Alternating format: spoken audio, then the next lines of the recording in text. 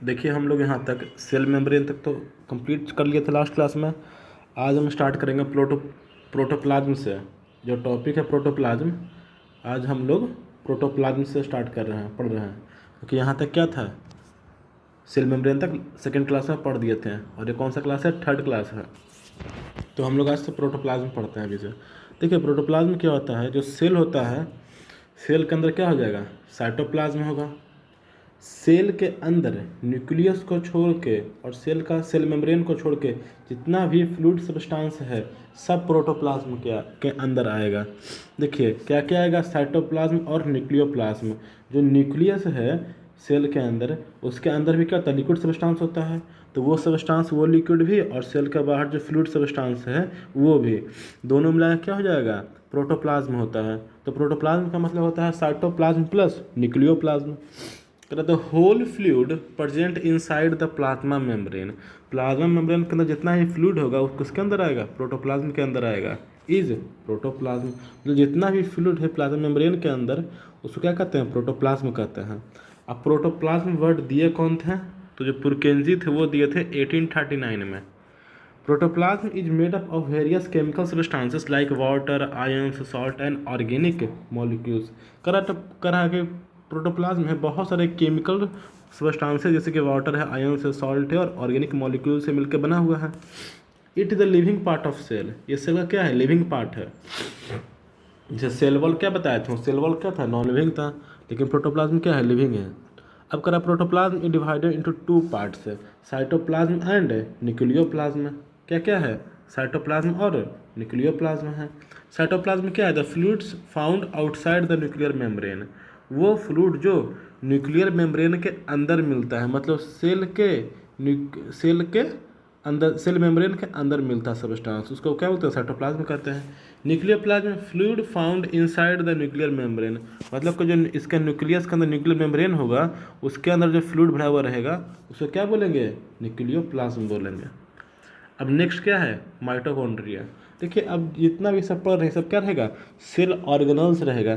यही ऑर्गेनल्स के हेल्प से सेल अपना काम करता है। तो देखिए क्या है, माइटोकॉन्ड्रिया है। देखिए जो शांति से क्या कीजिएगा कि माइटोकॉन्ड्रिया का फंक्शन क्या होता है, एटीपी को बनाना, एनर्जी को बनाना। किसको बनाना, एटीपी को बनाना, by the help of cellular respiration. किसके हेल्प से, सेलुलर रिस्पायरेशन के हेल्प से। ये करेक्ट डिस्कवर कौन किए हैं, अल्टमैन किए हैं। कौन सी ईयर में, 1886 में। These are cylindrical. देखिए इस तरह का शेप होता है, सिलेंड्रिकल रहता है, दो लेयर रहता है, इसके अंदर क्रिस्टी ऐसे से बना हुआ रहता है। रॉड शेप, देखिए रॉड की तरह दिख रहा है कि नहीं दिख रहा है। Spherical structure found in the cytoplasm. Cytoplasm में स्फेरिकल स्ट्रक्चर मिल जाता है, इसको राइबोसोम वगैरह कहते हैं। और अब इसका अपना खुद का ही प्रोटीन बना लेता है। It is surrounded by double layered membrane. कितना लेयर हो गया, दो लेयर हो गया, एक ये लेयर एक ये layer. Inner membrane has many fold called cristae. देखिए इनर मेम्ब्रेन का जो फोल्डिंग है ये सब, इसको क्या कहते हैं, क्रिस्टी कहते हैं। देखिए क्रिस्टी के पास ही सेलुलर रिस्पायरेशन होता है, जो रिएक्शंस होता है वो क्रिस्टी के सरफेस पे ही होता है। The fluid present inside the mitochondria called matrix. अब कह रहा है कि माइटोकॉन्ड्रिया के अंदर जो फ्लूइड प्रेजेंट होता है उसको क्या बोलते हैं, उसको मैट्रिक्स बोलते हैं। Which contain many enzyme and coenzyme, जिसके अंदर क्या है, बहुत सारा इंजाइम और कोएंजाइम है। अब इसका फंक्शन क्या है, mitochondria is the respiratory site of cellular respiration. Mitochondria है क्या है, रिस्पायरेटरी साइट है किसका, सेलुलर रिस्पायरेशन का। यहीं पे क्या होता है, एटीपी का जनरेशन होगा, और इसलिए क्या बोलते हैं माइटोकॉन्ड्रिया को, power house of the cell. मतलब सेल के अंदर पावर कौन देगा, तो माइटोकॉन्ड्रिया ही देगा। अब देखते हैं नेक्स्ट टॉपिक क्या है, गोल्जी बॉडी है। Discovered by scientist Camillo Golgi. कौन सा साइंटिस्ट डिस्कवर कर रहे हैं उसको, कैमिलो गोल्जी इसको डिस्कवर कर रहे हैं। Golgi body is made up of group of tubes, vesicles and vacuoles. Golgi body किसका बना हुआ है, ग्रुप ऑफ ट्यूब का बना हुआ है, वेसिकल्स का बना हुआ है और वैक्यूल्स का बना हुआ है। देखिए होता क्या है कि जो न्यूक्लियस होता है, न्यूक्लियस के बगल में इंडोप्लाज्मिक रेटिकुलम होता है, और इंडोप्लाज्मिक रेटिकुलम के बगल में गोल्जी बॉडी होता है। देखिए जो इंडोप्लाज्मिक रेटिकुलम बनाता है वही सब चीज़ों को पैक करने का काम करता है गोल्जी बॉडी। इसका काम क्या है, it in plant more in number and here is not dictyosome. देखिए प्लांट में अधिक नंबर में है और इसको डिक्टियोसोम कहते हैं। एग्जाम में पूछ देगा कि प्लांट में जो गोल्जी बॉडी होता है उसको क्या कहते हैं, तो डिक्टियोसोम भी कहते हैं। इट वर्क्स ऑन स्टोरेज, इसका फंक्शन क्या है, स्टोरेज करना, प्रोसेस करना एंड पैकेजिंग ऑफ मटेरियल। देखिए कोई भी सामान है वो बिना स्टोर किए तो कहीं जाएगा नहीं, ट्रैवल करेगा नहीं, उसको पैक करेंगे, प्रोसेस करेंगे, स्टोर कर लेंगे, पहले स्टोर करेंगे फिर प्रोसेस करेंगे, कुछ चीज़ में चेंज करना है मॉलिक्यूल्स में, तब उसको पैक कर देंगे, फिर जहाँ भेजना है उसको भेज देंगे। It involve in synthesis of cell wall, plasma membrane and lysosome. देखिए इसमें सबसे इंपॉर्टेंट है लाइसोसोम, कि ये जो गोल्जी बॉडी होता है वो लाइसोसोम के फॉर्मेशन में हेल्प करता है। दूसरी बात सेल वॉल के फॉर्मेशन में हेल्प करता है और प्लाज्मा मेम्ब्रेन के फॉर्मेशन में भी गोल्जी बॉडी हेल्प करता है। अब देखिए नेक्स्ट टॉपिक क्या है, इंडोप्लाज्मिक रेटिकुलम। देखिए दो तरह का इंडोप्लाज्मिक रेटिकुलम होता है, एक होता है रफ इंडोप्लाज्मिक रेटिकुलम और smooth endoplasmic reticulum. Rough endoplasmic reticulum protein का सिंथेसिस करता है और स्मूथ इंडोप्लाज्मिक रेटिकुलम लिपिड का सिंथेसिस करता है जो फैट से बना हुआ है। ध्यान रखना है, endoplasmic reticulum membranes network of tubules like structure found in cytoplasm is called endoplasmic reticulum. करा कि मेम्ब्रेनस नेटवर्क है ट्यूब्यूल्स का जो कहाँ पाया जाएगा, साइटोप्लाज्म में पाया जाएगा, उसको हम लोग क्या कहते हैं, इंडोप्लाज्मिक रेटिकुलम कहते हैं। It is attached with nucleus on one side and other side joint with plasma membrane. कर रहा है जैसे सेल है, सेल के बीच में क्या है, न्यूक्लियस है, न्यूक्लियस के पास क्या था, इंडोप्लाज्मिक रेटिकुलम ऐसे से इसमें चिपका हुआ रहता है, लगा रहता है, और दूसरा साइड क्या है, साइटोप्लाज्म है, और इसी के बगल में जो गोल्जी बॉडी पड़ रहे थे वो यहीं पर गोल्जी बॉडी रहता है ट्यूब्यूल्स के फॉर्म में। समझ गए हैं। फंक्शन क्या है, help in distribution of material form supporting framework of cell. Cell का जो फ्रेमवर्क होता है सेल मेम्ब्रेन उसको सपोर्ट करता है बनाने में। कहाँ सपोर्ट करेगा, रफ इंडोप्लाज्मिक रेटिकुलम प्रोटीन बना लिया और स्मूथ इंडोप्लाज्मिक रेटिकुलम लिपिड को बना लिया, इसी से सपोर्ट करता है बनाने में। इसके बाद देखिए नेक्स्ट टॉपिक क्या है, ribosome discovered by Palade. Ribosome का डिस्कवरी कौन किए थे, पैलेट किए थे। Small granules like a structure form attached to the endoplasmic reticulum और in free state it is made up of ribonucleic acid RNA। देखिए जो राइबोसोम होता है या तो इंडोप्लाज्मिक रेटिकुलम में चिपका हुआ रहेगा, और चिपका हुआ रहेगा तो क्या रहेगा, उसको इस तरह का रहता है स्ट्रक्चर, इस तरह का, और इसमें क्या होता है, राइबोसोम चिपका हुआ होता है। जब ये राइबोसोम, ये क्या है, राइबोसोम है, जब राइबोसोम चिपका हुआ है इसका फंक्शन क्या है, प्रोटीन का सिंथेसिस करना, तो ये फ्री स्टेट में भी रहेगा या फिर इंडोप्लाज्मिक रेटिकुलम में चिपका हुआ भी रहेगा। और किसका बना हुआ है, राइबो न्यूक्लिक एसिड आरएनए का बना हुआ है। Take part in protein synthesis, function क्या है इसका, प्रोटीन का सिंथेसिस करना। बहुत ही इंपॉर्टेंट है, पूछता है कि what is the function of ribosome in a cell, तो क्या फंक्शन है इसका, फंक्शन है प्रोटीन सिंथेसिस। अब देखिए आगे क्या है, लाइसोसोम है, discovered by de Duve. Lysosome का डिस्कवरी कौन किए हैं, डे ड्यूब किए हैं। It is a sac like structure bounded by single membrane and contain hydrolytic enzyme. देखिए ये सिंगल सैक लाइक स्ट्रक्चर है, ऐसे रहता है, गोल स्ट्रक्चर रहता है, इसके अंदर बहुत सारा हाइड्रोलिटिक एंजाइम है, मतलब कि कोई भी चीज़ को डाइजेस्ट कर देगा। अगर सेल के अंदर कुछ भी डाइजेस्ट करना है, कोई भी सेल खराब हो गया है या कुछ भी डैमेज आ गया है तो कहाँ भेज देगा इसको, लाइसोसोम के ही अंदर भेज देगा, और लाइसोसोम इसको डाइजेस्ट करके पूरा ख़त्म कर देगा। It help in intercellular digestion, किस में हेल्प करता है, इंटरसेलुलर डाइजेशन में हेल्प करता है। मतलब सेल के अंदर कुछ भी डाइजेस्ट करना है तो कौन करेगा, लाइसोसोम ही कर देगा।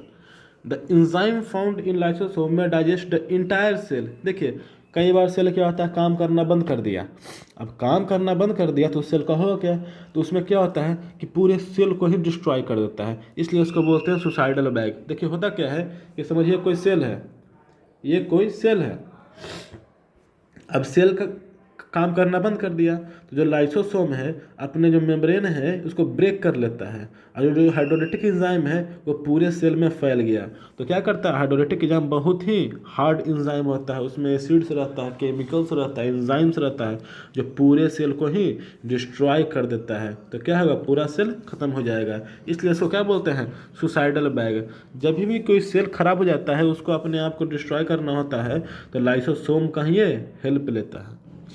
अब देखिए नेक्स्ट टॉपिक में आते हैं हम लोग, सेंट्रोसोम। कौन सा टॉपिक है, सेंट्रोसोम है। डिस्कवर्ड बाय बॉवेरी, सेंट्रोसोम की डिस्कवरी कौन की है? बॉवेरी किए हैं। Only found in animal cell, किसके अंदर मिलेगा? Animal cell. देखिए हेल्प क्या करता है, ये सेल डिवीजन में हेल्प करता है सेंट्रोसोम। समझ गए, जो क्रोमोसोम होता है उसी में होता है सेंट्रोसोम, और ये सेल को डिवाइड करने में हेल्प करता है। और सिर्फ कहाँ मिलता है? Animal cell. एग्जाम में क्वेश्चन पूछ देगा कि which organelle is found only in animal cell, तो क्या आंसर देना है? सेंट्रोसोम आंसर देना है। 4 ऑप्शन रहेगा, उसमें सेंट्रोसोम को मार देना है एकदम। It is not bounded by membrane, consist of 2 centriole. क्या होता है इसका? इसका कोई भी मेम्ब्रेन से यह बाउंड नहीं होता है, और इसके पास 2 सेंट्रियोल होता है, उसे क्या बोलते हैं? सेंट्रोसोम कहते हैं। Help in formation of spindle fibre during cell division. देखिए जब सेल डिवाइड करता है, जो क्रोमोसोम होता है इस तरीके से अपोजिट पोल पे चल जाता है सेल के, समझ गए। और बीच में क्या होता है? इस तरीके से सेल के अंदर बीच में स्पिंडल फाइबर रहता है, इसी का फॉर्मेशन करता है सेंट्रोसोम। अब नेक्स्ट क्या है? प्लास्टिड। कहाँ मिलेगा? खाली प्लांट सेल में मिलेगा। क्या एनिमल सेल में मिलेगा प्लास्टिड? तो कभी नहीं बनेगा, कभी नहीं मिलेगा एनिमल सेल में, सिर्फ कहाँ मिलता है? प्लांट सेल में मिलता है। अब देखिए 3 टाइप का है, क्लोरोप्लास्ट, क्रोमोप्लास्ट और लीकोप्लास्ट। आगे देखिए फर्स्ट क्या पढ़ना है? क्लोरोप्लास्ट पढ़ना है। ये कैसा है? इसको थोड़ा बड़ा कर लेते हैं, रुकिए। हाँ अब देखिए फुल पेज में आ गया। अब देखिए क्लोरोप्लास्ट जो है कैसा है? ग्रीन पिगमेंट है। कैसा पिगमेंट है? ग्रीन पिगमेंट है। Found in green plant. अब देखिए ग्रीन पिगमेंट है तो कहाँ मिलेगा? ग्रीन प्लांट में ही मिलेगा। कहाँ मिलेगा? ग्रीन प्लांट में मिलेगा। Involve in photosynthesis. अब देखिए प्लांट जो फोटोसिंथेसिस करता है, अपने फूड को बनाता है, वो क्लोरोप्लास्ट के हेल्प से ही बनाता है। इसलिए क्या इसको बोलते हैं? Kitchen of the cell. क्या कहते हैं? सेल के किचन को बोलते हैं। Chloroplast is bounded by 2 unit membrane having grana and stroma. अब देखिए जो क्लोरोप्लास्ट है 2 यूनिट से बना हुआ है, किसका? ग्रेना से और स्ट्रोमा से। ग्रेना और membrane bound sac like structure found in stacks containing chlorophyll molecule. देखिए ये साइक्लाइक ऐसे स्टैक्स में बना हुआ रहता है। क्या? ग्रेना। समझ गए, ग्रेना ऐसे स्टैक्स में रहता है और बीच से जुड़ा हुआ रहता है इस तरीके से। Stroma is the matrix present inside the chloroplast. अब जो क्लोरोप्लास्ट है पूरा, इसके अंदर जो मैट्रिक्स है इसको क्या बोलते हैं? स्ट्रोमा बोलते हैं। जो खाली स्थान है, जो मैट्रिक्स इसमें फ्लूइड भरा हुआ है, उसको क्या बोलेंगे? स्ट्रोमा बोलेंगे। Which contains photosynthetic enzyme and starch grain. इसके अंदर क्या है? फोटोसिंथेटिक एंजाइम है और स्टार्च ग्रेन है। सॉरी देखिए थोड़ा ऊपर हो गया। देखिए granum is the site of light reaction during photosynthesis while stroma is the site of dark reaction. देखिए ग्रेना क्या होगा? दिन में कलर करेगा, इसके अंदर क्या होगा? लाइट रिएक्शन होगा जब फोटोसिंथेसिस काम करते रहता है। और स्ट्रोमा क्या है? इसके अंदर डार्क रिएक्शन होता है। ये सब उतना डीप में आपको नहीं पढ़ना, जब क्लास 11th में पढ़िएगा प्लांट फिजियोलॉजी तब ये सब पढ़ना है। अभी बस याद रख लीजिए कि ग्रेनम में क्या होगा? लाइट रिएक्शन होगा ड्यूरिंग फोटोसिंथेसिस, और स्ट्रोमा में क्या होगा? कब होगा? डार्क रिएक्शन होगा स्ट्रोमा में। इसका फंक्शन क्या है? Chloroplast provide green colour to plant. इसका फंक्शन क्या है? ये ग्रीन प्लांट को प्रोवाइड करता है। Take part in photosynthesis. किसमें टेक पार्ट करता है? तो फोटोसिंथेसिस में टेक पार्ट करता है। अब सेकंड क्या है? क्रोमोप्लास्ट, और सी क्या है? ल्यूकोप्लास्ट। क्रोमोप्लास्ट का फंक्शन क्या है? कलर देना। देखिए जो क्रोमा वर्ड है, क्रोमा वर्ड का मतलब क्या होता है? कलर होता है। देखिए कलर होता है, किसको देगा? प्लांट को देगा, एनिमल्स को तो देगा नहीं। और ल्यूकोप्लास्ट क्या है? इसका फंक्शन है स्टोरेज है। किसका फंक्शन है? स्टोरेज का। देखिए स्टोर फूड को स्टोर करता है, स्टार्च को, फैट को और प्रोटीन को। ये तीनों चीज़ को ल्यूकोप्लास्ट स्टोर करता है। और कैसा होता है ये? कलरलेस, कोई कलर नहीं है। कलर कौन दे रहा है? ये तो क्लोरोप्लास्ट ने दे रहा है जी। तब अब नेक्स्ट क्या है? वैक्यूल। वैक्यूल क्या है? फ्लूइड सिंगल मेम्ब्रेन है। इसके अंदर क्या है? वैक्यूल के अंदर फ्लूइड भरा हुआ है। Bounded dead organelles of cell, जो डेड ऑर्गेनल्स है सेल का उससे बाउंडेड है। In plant cell it is large in size. Plant cell में कैसा है? लार्ज इन साइज, बड़ा होता है, इसलिए इसको बोलते हैं लार्ज सेंट्रल वैक्यूल। और एनिमल में क्या है? छोटा छोटा होता है। देखिए इसका कोई फंक्शन क्या है? ओस्मो रेगुलेशन करना और टॉक्सिक मेटाबॉलिक वेस्ट को स्टोर करना। ह्यूमंस क्या है? एक्सक्रीट करता है, तो उसके सेल में कोई भी वेस्ट जमा नहीं होता है। लेकिन प्लांट्स एक्सक्रीट नहीं करता है, इसलिए उसके वैक्यूल में ही सारा टॉक्सिक मेटाबॉलिक वेस्ट उसमें स्टोर रहता है। अब देखिए नेक्स्ट टॉपिक क्या आ गया? न्यूक्लियस। अब न्यूक्लियस में पढ़ना है, क्या पढ़ना है, न्यूक्लियस कैसा है, स्फेरिकल है, सेंट्रली लोकेटेड है और मेजर स्ट्रक्चर कहाँ मिलता है, सेल के अंदर मिलता है। अब देखिए कह रहा है in plant cell it is shifted toward periphery, plant cell में कहाँ शिफ्ट होगा, पेरिफेरी के टुवर्ड से होगा, मतलब कि साइड में होगा।